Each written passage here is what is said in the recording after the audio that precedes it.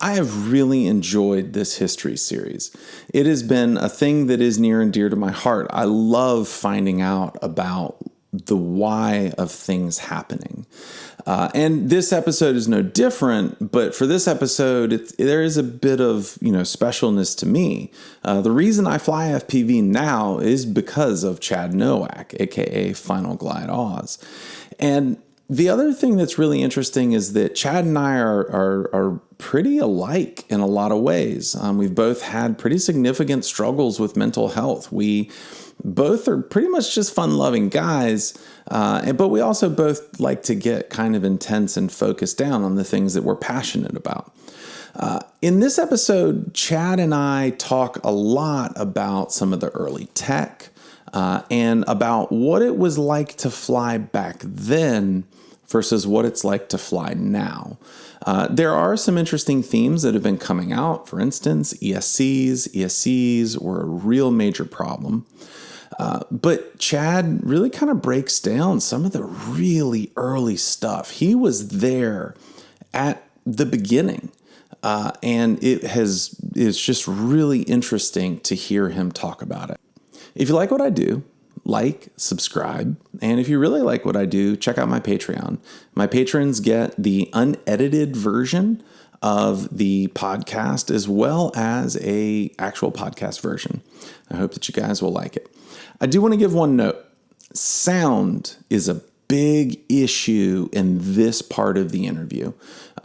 Chad is in his house. There's not a lot of padding. It was early morning for him. His partner was getting her daughter out the door. So the sound in this part of the interview is pretty tough. So I know a lot of you are very interested in sound not being bad. Not much I can do on this one. But in the future, hopefully, on the next round of interviews, I will be able to do something about it. Talk to you soon. Bye. Ladies and gentlemen, welcome to the Michael Rollins Show. And here in front of you is the best reader of Dr. Seuss in FPV, Chad Nowak, a.k.a. Finalglideaus. How you doing, man? Doing good. Defending champion. In Dr. Seuss reading. Thank you very much. Okay, who are the contenders? Ray, you need to remind me who else in FPV can read. You know what? I feel like I need to see if Nurk has a kid. I don't know if you've ever met Nurk, but maybe we need to have Nurk do some Dr. Seuss reading, and we'll have like a comparison. Because I have the one you did, which is still fantastic, and maybe we can see if he can attempt to challenge the crown. Yeah, well, like any father, I think has the ability to take that crown, because you need that sort of fatherly love / fatherly dad joke. I'm being an idiot, but it's okay. I'm a dad, so therefore that's allowed. Right. So as you know, I have been interviewing folks in FPV, but this time it's not about, what are you doing now? How's it going? What was the business like? It's about history. It turns out that even for me, there's a lot of history in the past that I know nothing about, and I didn't know anything about until I started researching it and I had Boris B kind of help me start sorting out how I needed to go about this. And it was really interesting. History is always like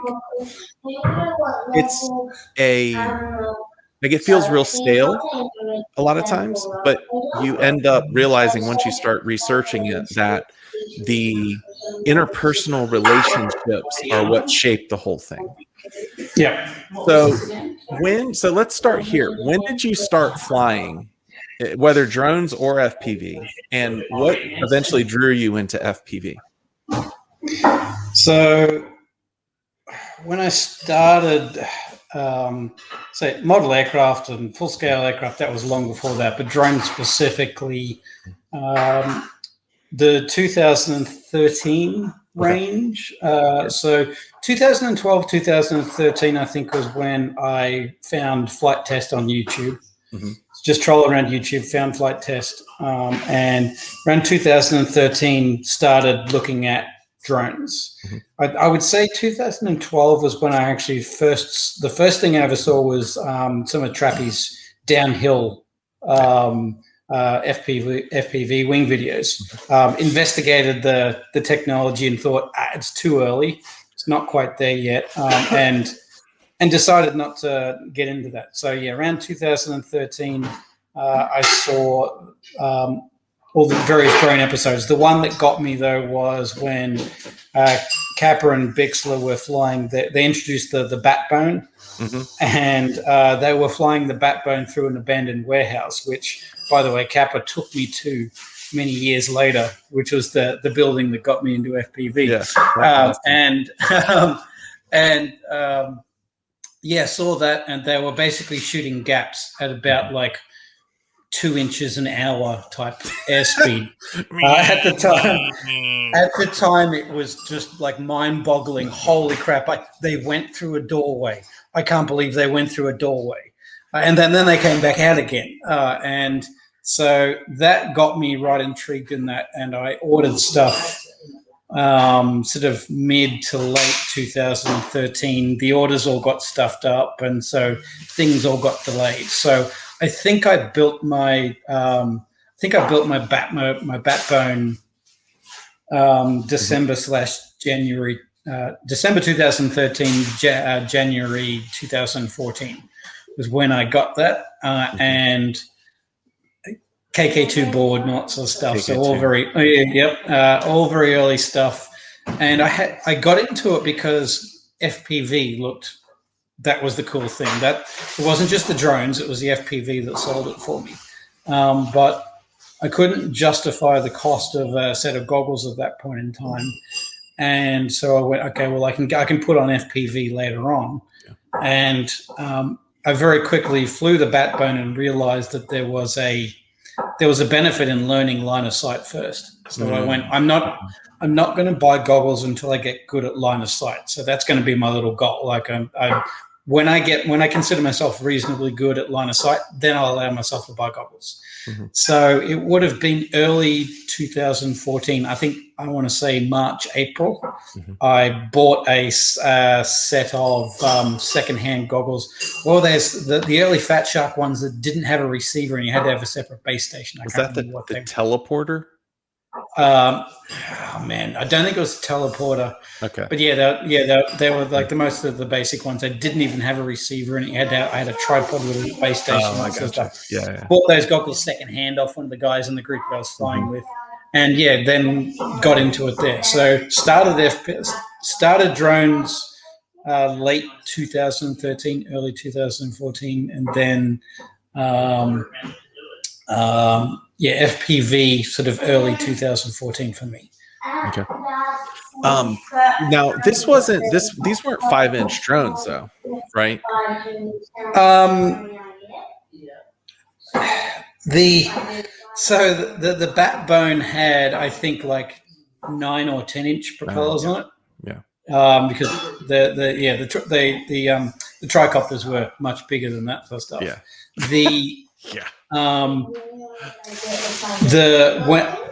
When I got my FPV going, that was with a Blackout was my first ever. When the Blackout went to Bruce at RC Model Reviews and also over to Flight Test, I was in the group that Blackout was kind of in, like a little private chat group, and I heard that there was being sent out there, and I was out, and I knew as soon as they got on those YouTube channels that it was going to explode and that stock was going to be limited because just a one-man show. There wasn't much supply there, so I was like, don't give a shit whether I've got enough money in the bank at the moment. I'm getting one, so I ordered it as soon as I heard that. Built a Blackout. When I got the Blackout, that was when it was just starting to evolve from the 2-cell 4-inch or like the tiny little, I can't remember the size motors, the tiny little two-cell motors. 13 or 18 Yeah, or something. Yeah, 1306 from memory, something like that. That was at that point in time, T-Motor had just come out with the 1806 three-cell setup. Yeah. So three-cell had just become a thing. Mm-hmm. So my first Blackout was a three-cell 4-inch, I think it's 4-inch or 5-inch. It might have been 5-inch. And they were cut down propellers and they were like gem fan. Right. They would just explode if you'd look at them and so forth. So yeah, I just missed the boat on the whole 2-cell thing, which a lot of the guys had and were weak as buggery. Mm-hmm. Yeah. Like they literally hardly even got airborne. So 3-cell was a massive update. So now what's interesting is that a lot of folks credit your underground FPV video. Is that what it was? Where you took the Blackout and you went flying in a parking garage. Yeah. I mean, I'm trying to think what it's called now. It's on my YouTube channel somewhere. Yeah, it's on your YouTube channel. That one was interesting because that was actually the first flight that I flew that thing on the LuxFloat PID controller, which is the PID controller that all flight controllers essentially use now. Interesting. So it was a floating point PID controller. So at the time, base flight had something like 7 different types of PID controllers, and everyone had their favorites. And we had a group, a chat group where we were basically with Boris. We were trying to decide which were the best ones. Which ones should we chuck out? So I actually said to Boris, I said, like, I'm going to try LuxFloat, give that a go. It seems like a good one. I'm going to put a bit of effort into tuning it. And the I-term was actually scaled completely wrong. So it had basically no holding capability. So it wasn't, it wouldn't, when you let go of the sticks, it would just veer off to one, it would just drift all over the place. So if you look closely, you might notice a bit of that in that video because it was almost impossible to keep still, which I find funny because I'm flying around all this sort of stuff. Right. And that video actually was what kind of got things going for me in a big way too, because that's what got a couple of the TV stations noticing me and got me on TV, and sort of crazy things kind of went from there. The video was called Blackout Mini H 4S Car Park Racing. Yeah. Oh, that's the early one. I'm talking about the other one. We had a couple of videos from there. Yeah. I remember. Yeah, that one. Yeah, that was. It was wet, and it was nighttime, and we were like, "Where can we go?" And someone said, "Hey, look, there's a car park. The lights stay on until like midnight. We should go there." And so, of course, no one had really done that before. And these days, flying in that kind of size space is kind of normal. Yeah. But we were literally like screaming, just trying to hover. And then going at walking pace, I don't know if we can do this. I don't know if we can do this. So, it was just a slow build-up of trying to go faster and faster every time we went there. And we'd usually come home with our quads in bits. Pieces, concrete. These are all, that was the first one. When people first saw that, they were like, "Holy crap! You can actually do that, and you can actually build up some speed." And we're like, "Yeah, we didn't show you what happened afterwards." So, what was the experience of building and flying like back then versus now? It's very similar to like 3D helicopters. Okay. So these days, when you want to build a 3D helicopter, you build a 3D helicopter and you follow the online videos and how to set everything up and how to tune it. And even if you don't tune it, it still flies really well. And you can fly 90% of what a world champion can do so long as you've got the skills. Right. Back in the days of 3D helicopters, before they were a perfected quantity, it was impossible to fly. You had to be an expert at tuning and putting it together and knowing all. Same thing with FPV. Back at that point in time, there was a bigger importance in being able to build and tune and set up the quad than being able to fly it. These days, you don't need to know how to build or set up a quad. You just stick a flight controller in there, and so long as the basics are set up with the basic tune, you can go out and win a race. The flight controllers back then and the ESCs and the motors were absolute junk compared to they are now, and you had to fight with them for days just to get them to hover.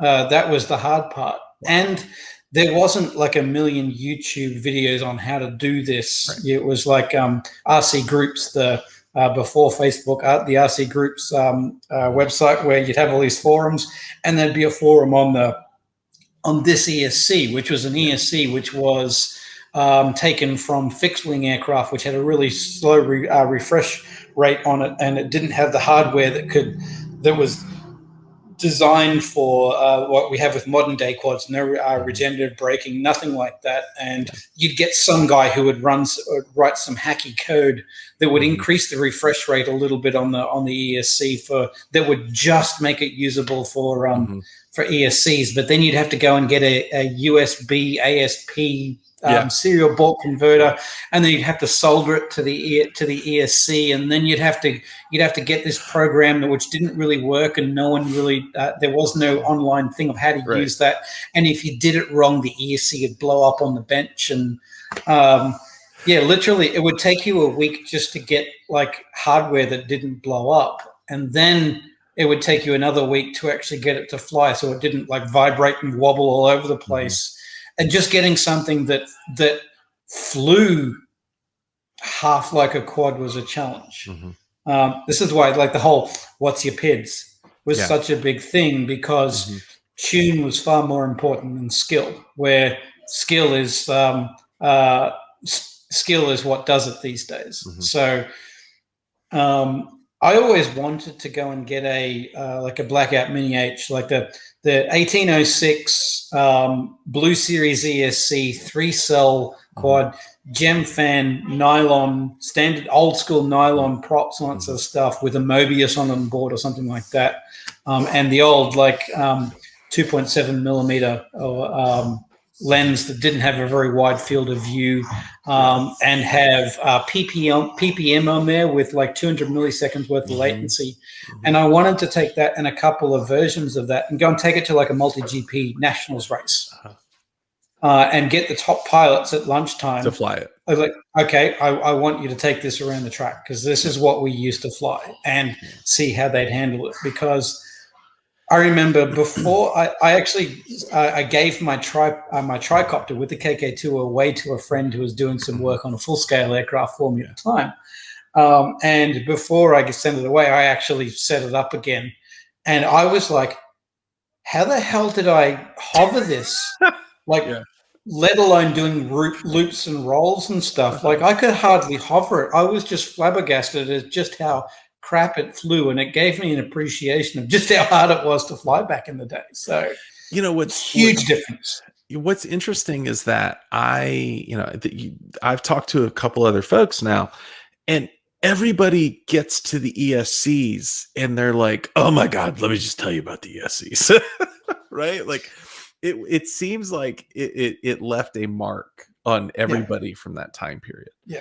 Well, the ESCs of that time, there were no quad designed ESCs. They were all airplane ESCs, fixed wing ESCs, and the requirements for the two are vastly different. They didn't have regenerative braking on there. So when Felix brought out the KISS ESCs with regenerative braking, that in my mind was probably the single biggest leap in performance of aircraft by bringing in regenerative braking. That right there made a huge difference in the way that the aircraft flew. Flight controllers made them fly more reliably, but the regenerative braking and the work that Felix did by making an ESC where the FETs and so forth were designed for quads. It had a refresh rate that was designed for quads, and it had regenerative braking so that it was designed for quads.